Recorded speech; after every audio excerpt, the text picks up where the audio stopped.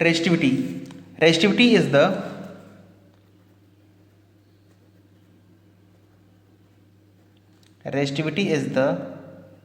resistance.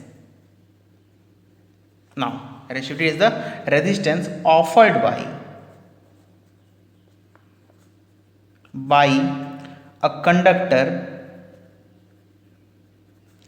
of unit length,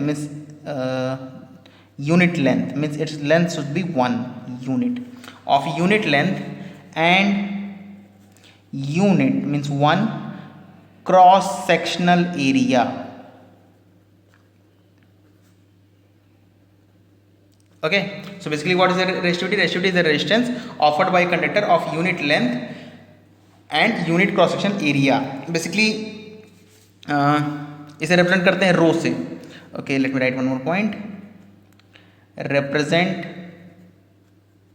represented by rho, this one read as RHO.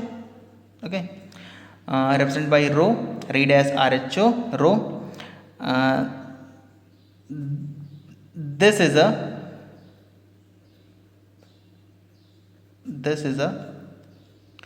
proportionality constant.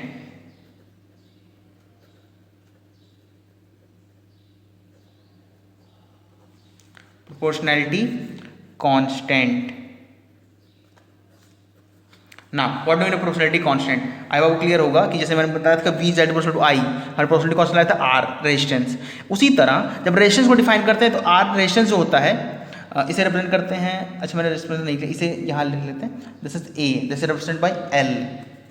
Okay, L A, this is represent by row.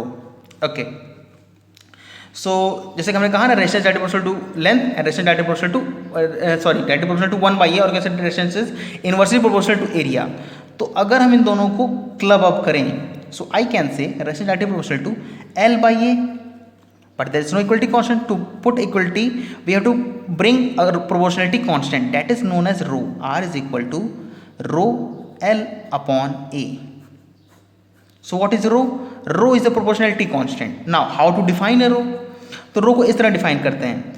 If L is equal to 1, okay, let me say unit 1 meter square, that is unit, and A is equal to 1 meter square. What is R? R is equal to L. अब आप कहें कि sir यहाँ पे R1 ओम होगा. नहीं, R1 ओम नहीं होगा. रो डिपेंड करता है अलग अलग मीडियम. जैसे कि मान लीजिए मैं एक वायर लेता हूँ, ये वायर देखिए, तो इसका जब मैं 1 मीटर स्क्वायर का एरिया लूंगा और 1 मीटर स्क्वायर का लेंथ लूंगा, तो इसका जो रेजिस्टेंस होगा वही इसका रेजिस्टिविटी होगा. ओके, अगर मैं इसकी, जैसे कि मान लीजिए ये वायर है एल्युमिनियम की, अगर इसकी जगह मैं कॉपर वायर लेता हूँ तो उसका रेजिस्टेंस अलग आएगा, तो उसकी रेजिस्टिविटी अलग होगी. तो बेसिकली इस केस में जो आपका रेजिस्टेंस होता है इसी को कहते हैं resistivity. This is what I have written here. Okay, so this is what do we mean by resistivity. Okay, okay, one more point. जो रेजिस्टिविटी है ये रेजिस्टेंस पे डिपेंड नहीं करती. रेजिस्टेंस रेजिस्टिविटी डिपेंड करता है. What do you mean by saying this? That जैसे मान लीजिए ये एल्युमिनियम है, ये एल्युमिनियम है.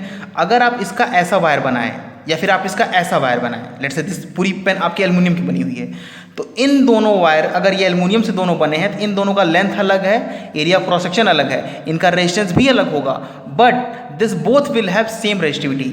Means resistivity means nature of material. If that is made of same nature of material, then it will have same resistivity. So I will say one point, that resistivity is a constant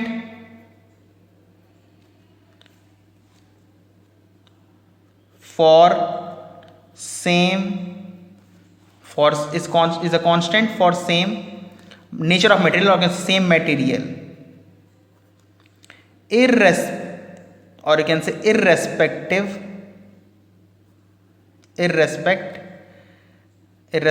of length and area, especially area of cross section. Okay, let me write full area of cross section. Okay, so if resistivity is constant for same material irrespective of length and area proportional, मतलब अगर same material के दो अलग अलग conductor बने हैं जिनका length, area और रेजिस्टेंस तीनों अलग अलग है, लेकिन उनका अगर सेम मटेरियल बने हैं तो उनकी रेजिस्टिविटी क्या होगी, सेम होगी. This is what I mean by saying. Okay, now let me tell you what is mean by what is SI unit of resistivity. That's important point, क्योंकि ये क्वेश्चन आप अगर कोई भी मतलब बुक देखें तो इनफैक्ट मैं आपको एक बात बताऊँ कि last year I think pre board का क्वेश्चन भी है ये, what is unit of resistivity. Now SI unit of resistivity. First let me write the what is the formula of resistivity. R is equal to rho L by A, ये तो आपको पता ही है. What is rho, what is formula for rho? So rho is equal to r into a by l. I am manipulating this. So let me put the unit of all three quantities. So we will get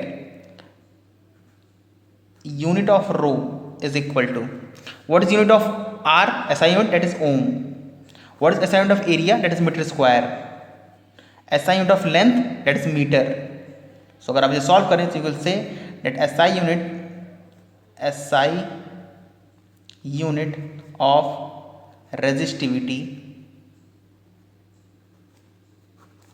or you can say rho, will be equal to ohm meter. Okay, so I hope ये आपको clear हो रहा होगा. So SI unit of resistivity is equal to ohm meter. Okay, I think video थोड़ा सा लंबा हो रहा है. So I am sum up this. Next class में इसमें मैं क्वेश्चन नहीं करवा रहा. एक क्वेश्चन मैं आपको एक छोटा सा दे देता हूँ. You can solve a very easy question और फिर इस क्लास को एंड अप करते हैं. Find the resistance of a conductor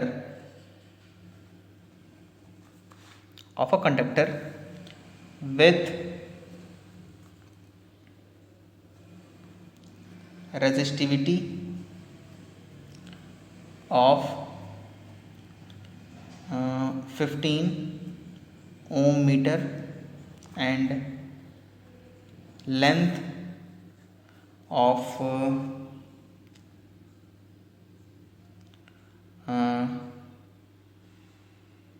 12 meter and area of cross section of 180 meter square.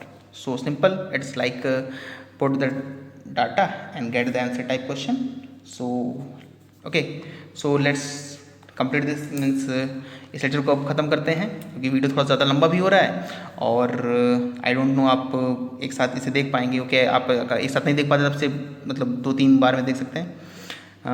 इस क्वेश्चन को आप सॉल्व करिएगा. इजी क्वेश्चन है. मैं इसके एक्चुअली डाटा मैंने अपने मन से अभी भी लिया है तो इसमें मुझे आंसर याद नहीं. आप जो भी आपका आंसर आएगा, अगर आपने कोई सिली मिस्टेक नहीं की है एटलीस्ट, तो you can assure that your answer is correct.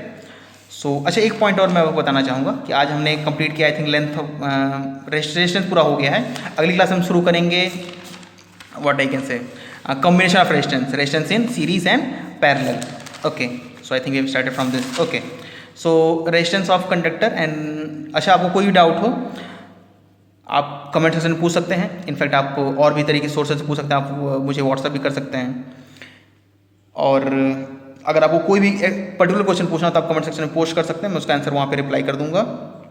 एक पॉइंट और कि वीडियो जब मैं अपलोड करता हूँ तो हो सकता है थोड़ी देर का मतलब है कि 3 से 4 घंटे इस वीडियो की अच्छी क्वालिटी आपको ना मिल रही, मतलब 360p के ज़्यादा ना मिले हो सके, लेकिन बाद में ये अवेलेबल हो जाता है क्योंकि यूट्यूब पे थोड़ी सी क्या कहते हैं, हाई डेफिनेशन प्रोसेसिंग में थोड़ा सा टाइम लगता है. एक ये रीज़न है. और जो पहले वीडियो में अपलोड करता था उसकी क्वालिटी बहुत कम रखता था क्योंकि मुझे अपलोड करने में प्रॉब्लम होती थी. अब लेकिन नॉर्मली ठीक है. और अगर आपको अभी भी लगता है कि क्वालिटी अभी भी पुअर है तो आप मुझे कमेंट से बता सकते हैं. मैं इससे और अच्छी क्वालिटी अपलोड करूँगा. एक्चुअली अच्छी क्वालिटी के वीडियोज़ जो होते हैं, मतलब हाई डेफिनेशन के जो वीडियोज़ होते हैं, वो उनकी साइज़ ज़्यादा होती है तो सब लोग में टाइम भी ज़्यादा लगता है, इसलिए ये रीज़न है। तो ठीक है, जैसे आपको सूटेबल होगा you can inform me, I will try my best what I can do for you. इस क्लास को कंप्लीट करते हैं। आप इस क्वेश्चन जरूर सॉल्व करिएगा और प्लीज़ मुझे पोस्ट करके जरूर बताइएगा आपको ये मतलब क्वेश्चन का आपका आंसर कितना आया और आपको कोई डाउट है या नहीं, how you see this video. Okay, for that thing, जय हिंद।